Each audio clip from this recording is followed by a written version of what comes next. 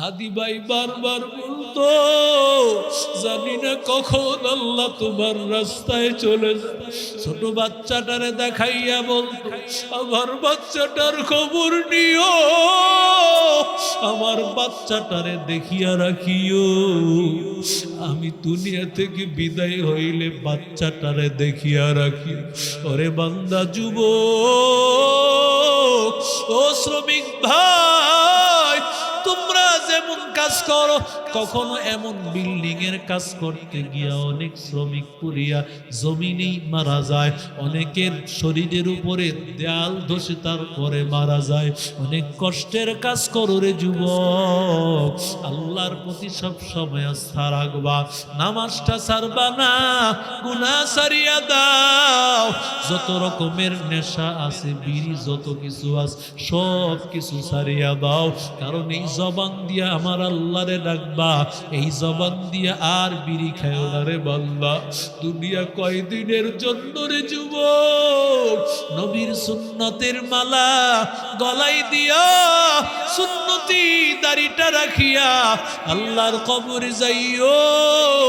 অন্তত কবরে গেলে বলতে পারবা, তেরে মাহবুব কিয়া রব শবাহত লেকে আয়া হো, हकीकत उसको तू कर दे मैं सूरत लेके आया हो, न रग़बत लेके आया हो, न शौक़त लेके आया हो, मोहब्बत लेके आया हो, मोहब्बत लेके आया हो। आय अल्लाह, কবরে আসছি, কিছুই নিয়ে আসতে পারি নাই, তবে শুধুমাত্র তোমার নবীর একটা সুরত নিয়ে আসছি। এই সুরতটারে আসল বানাইয়া নবীর সাথে জান্নাত নসিব করে দাও। কারণ দুনিয়াতে কোন বান্দা যদি অন্যায় ভাবে একটা চড়ুই পাখি মারে, চড়ুই পাখির আর কি কথা, কি মর্যাদা। রহমাতুল লিল আলামিন বলেন, একটা চড়ুই পাখি অন্যায় ভাবে মারার কারণে এই চড়ুই পাখিটা হাসরের ময়দানে আল্লাহর কাঠগড়ায় দাঁড় করাইয়া বলবে, ও দয়ার মালিক, আমারে কেন মারা হইল? আল্লাহ তাআলা চড়ুই পাখির কারণেও তোমারে কাঠগড়ায় দাঁড় করায় দিবে, আর বুঝি আশরাফুল মাখলুকাত মুসলমানের কারণে দাঁড় করাইবে না? কথা বলেন না কেন? ওরে আল্লাহর বান্দা, যখন আল্লাহর বান্দার ভিতরে ভয়, হাসরের ময়দানে কি জবাব দিব? আমারে হযরত ওমরের দরবারে নাও, যত শাস্তি আছে দাও, এরপর আমি আল্লাহর কাঠগড়ায় দাঁড়াইতে পারবো না। দুই ভাই মিলিয়া এবার ওমরের দরবারে নিলেন। ওমর শোনার পরে বলেন, ও বান্দা, তুমি তোমার উটটা মারা হয়েছে, বিনিময়ে একটা উট দিলেই তো শেষ হয়ে যাইতো। হাতের বদলায় হাত, পায়ের বদলা পা, চোখের বদলা চোখ, মালের বদলায় মাল, জানের বদলা হলো জান। এবার তোমাকে জান দিতে হবে, প্রস্তুত হও। শেষ ইচ্ছা তোমার কিছু আছে কিনা? আল্লাহর বান্দা এবার শেষ ইচ্ছা কি বলে এটাই নজর করে শোনেন, দিলের কানটা লাগাইয়া শুনো। আল্লাহর বান্দা বলে, ও আমিরুল মুমিনিন, আমার বাড়ি হলো মক্কা, মদিনা থেকে 350 কিলোমিটার, প্রায় 400 কিলোমিটার দূর। সেই 350-400 কিলোমিটার দূর, সেখানে আল্লাহর এক বান্দার সাথে আমার সাথে লেনদেন আছে, তার কাছ থেকে কিছু মাল নিয়ে আসছি, টাকা আমি তারে দেই নাই। তার পরিচয় আমি ছাড়া আমার পরিবারের কেউ জানে না। ওরে যুবক, আপনি যদি সুযোগ দেন, তার টাকাটা আমি পরিশোধ করে আসতে চাই। যদি টাকা পরিশোধ করে আমি মারা যাই, হয়তোবা সে মুসলমানকে গালি দিবে। দেখছো মুসলমানেরা কত খারাপ, আমাদের হক মারিয়া দিয়েছে। দেখছো রসুলের উম্মত, নবীর উম্মত কত খারাপ, আমাদের হক মারিয়া দিছে। আমি আমার নবীর গালি দেওয়াইতে চাই না, ইসলাম ধর্মকে গালি দেওয়াইতে চাই না। আল্লাহর বান্দা ওমর ডাক দিয়া বলে, কি করে তোকে দিব, কারণ তোরে যে আমি দিব গ্যারান্টি নাই, কারণ তোর সাথে কিছু লোক দিতে তো অবশ্যই হবে। এখন তো যুদ্ধের মৌসুম, একজন দুইজন দেওয়া যাবে না, কারণ এমনি একটা মার্ডার করছো। এক দুইজন দিলে এমন আছে এদেরকেও করতে পারো মার্ডার। আবার বেশি লোক দিব তাও সম্ভব হবে না, কারণ এখন যুদ্ধের মৌসুমে তো লোক দেওয়া যাবে না। একটা কাজ করো, তোমার পক্ষ থেকে একজন আল্লাহর বান্দা যদি জিম্মাদার হয়, তোমার জিম্মাদার হবে, তার বিনিময়ে আমি তোমাকে যেতে দিব। আল্লাহর বান্দা যুবক ডাক দিয়া বলে, আমিরুল মুমিনিন, এই মদিনায় আমার আপন কেউ নাই, ব্যবসা করার জন্য আমি সফরে বের হয়েছি, আমার বাড়ি তো এই মদিনায় না। যদি আমার বাবায় থাকতো, আমার বাবা আমার জিম্মাদার হইতো, আমার মাই যদি এখানে থাকতো, আমার মা আমার জিম্মাদার হয়ে যাইত, আমার জোড়ার একটা ভাই যদি থাকতো, আমার এই জোড়ার ভাইটা জিম্মাদার হয়ে যাইত। ও আমিরুল মুমিনিন, আমার বুঝি আর কোন রাস্তা নাই, বলে আমারে এখনই শাস্তি দেন, আমারে কি শাস্তি দিবে? এমন সময় সবাই চুপ হয়ে আছে। নবীর একজন সাহাবী আবু যর ডাক দিয়া বলে, আমিরুল মুমিনিন, ও পয়গম্বরের সাহাবী, আমি আমার ভাই, আমার এই যুবক ভাইয়ের ভাই হয়ে গেলাম। আল্লাহু আকবার।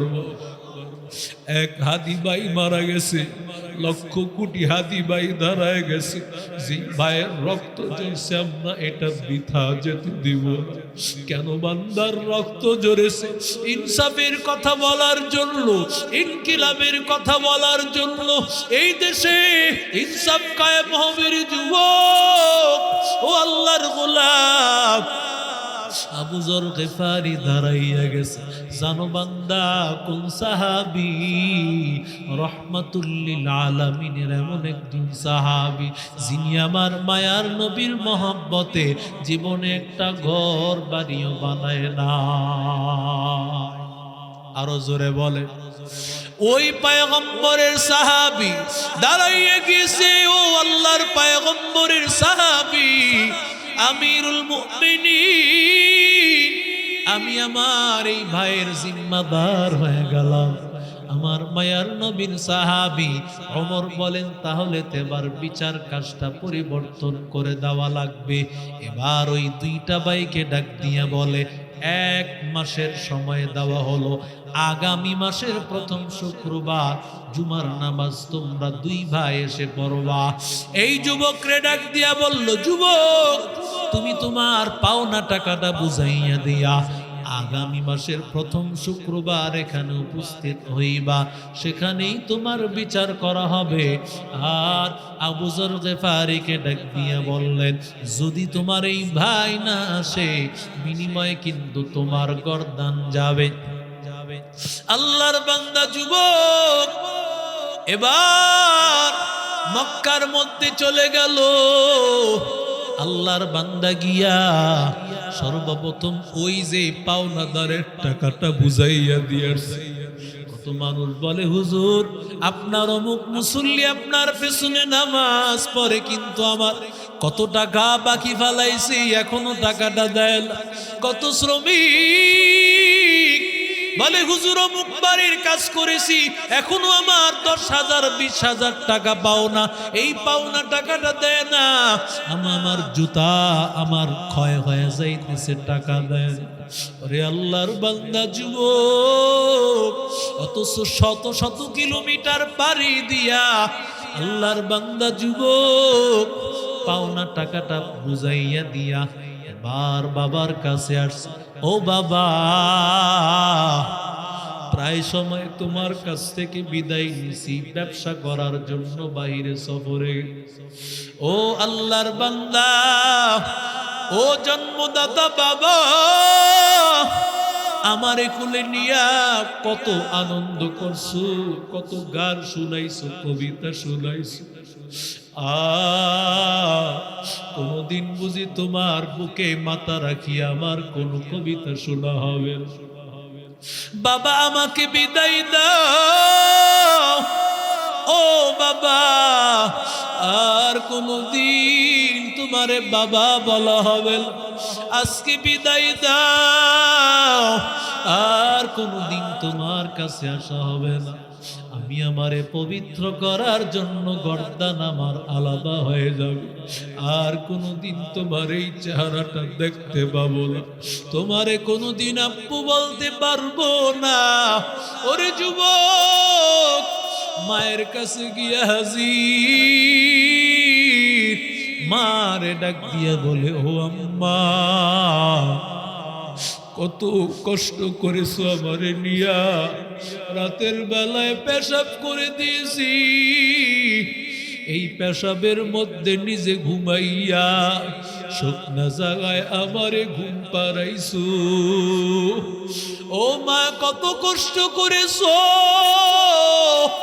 কত কষ্ট করেছো মা, তোমার ওই দুধের ঋণটা কোনোদিন শোধ করতে পারবো, মাফ করে দিও, দুধের ঋণটা মাফ করে দিও মা, আর কোনোদিন তোমার সামনে উপস্থিত হতে পারবো না, আমারে বিদায় দাও মা, আমারে বিদায় দাও। মার কাছ থেকে বিদায় নিয়া আল্লাহ বান্দা মায়ের কাছ থেকে বিদায় নিয়ে রওনা করেছে নিজের পবিত্র করবে। ইচ্ছা করেও কিন্তু গুনাহটা করে নাই, অনিচ্ছাকৃতভাবে করছে।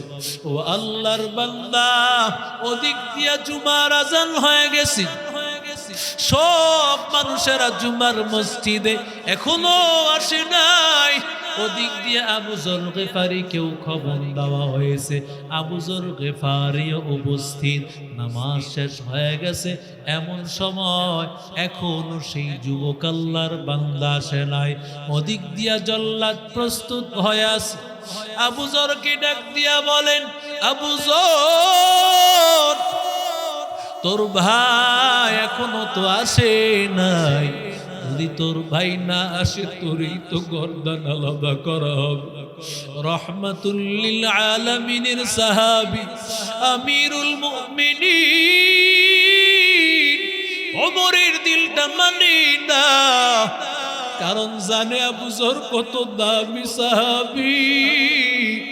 যেই আবু যরকে আল্লাহ সালাম জানাইছে, যেই আবু যরের ইন্তেকালের পর আল্লাহ তাআলা রহমাতুল লিল আলামিন অনেক দূরে ছিলেন।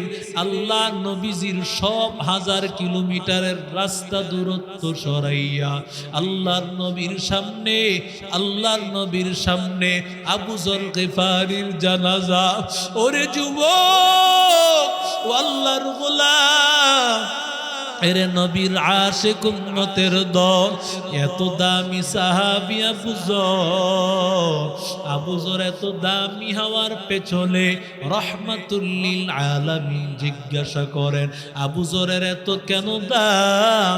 বলে, আবু যর সব সময় আপনার আল্লাহ তাআলার প্রতি কুল হুয়াল্লাহু আহাদ সূরা ইখলাস সব সময় তেলাওয়াত করে।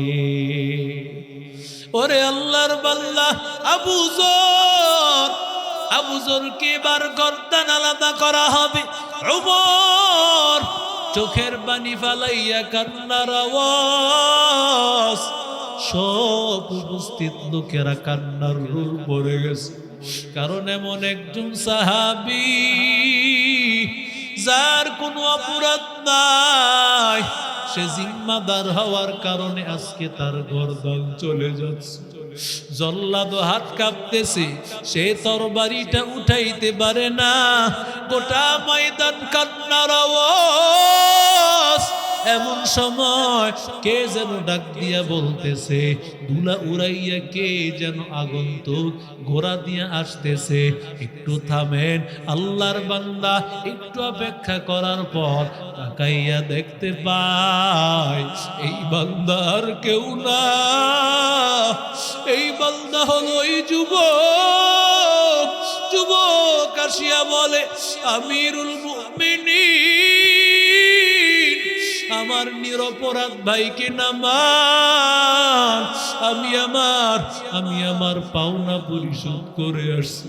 আমার ভাইরে গর্দান আলাদা করবেন না, আমার শাস্তি আমারে দেন, আমার শাস্তি আমারে দেন। এবার আল্লাহর বান্দা যুবক ওমর বলতেছে, রে যুবক, যেই যুবক আল্লাহর বান্দা নিজের পাওনা পরিশোধ করার জন্য এত শত শত কিলোমিটার দূরে যায়, ওই যুবক কোনোদিন মিথ্যা কথা বলতে পারে না।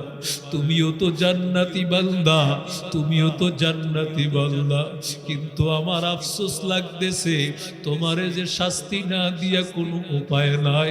চোখের পানি ফালাইয়া ওমর তারে দাঁড় করাইছে। ও মালিক, একজন নিরপরাধরে নামাইয়া আর একজন দাঁড় করাইয়া দিছে।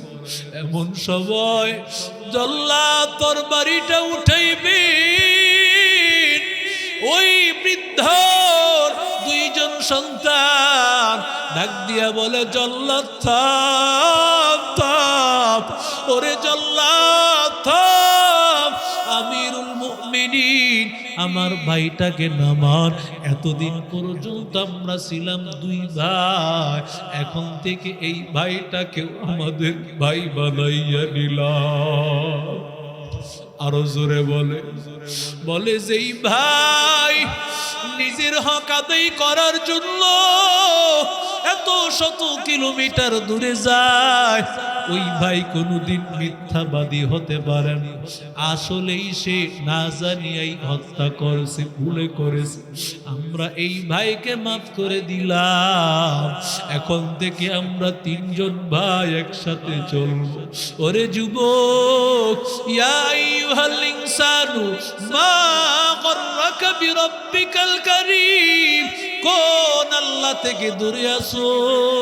ওরে বান্দা, আল্লাহ থেকে দূরে থাকিও না রে বান্দা।